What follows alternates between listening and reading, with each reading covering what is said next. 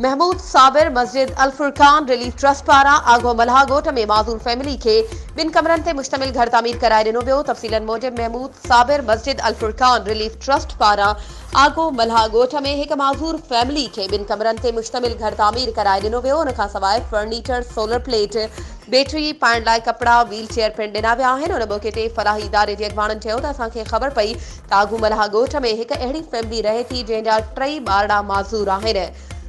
झुगे नुमा झूपड़ी में फाका कशी वारी जिंदगी गुज़ारे रहिया आहिनि। वटन इलाज कराइण लाइ भी पैसा नाहिनि।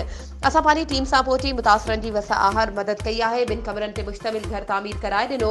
रध पचाव जा थांव, हंध बिस्तरा, कपड़ा, सोलर प्लेट, बैटरी ऐं जेके माज़ूर ॿारड़ा हुआ उन्हनि लाइ व्हील चेयर पिण ॾिना आहिनि। उन्हनि वधीक चयो त अञा बि अहिड़ा खोड़ सारा लाचार ऐं मजबूर इंसान मौजूद आहिनि। सरहदी वारनि खे घुर्जे त अहिड़नि मुस्तहिकनि जी मदद कनि।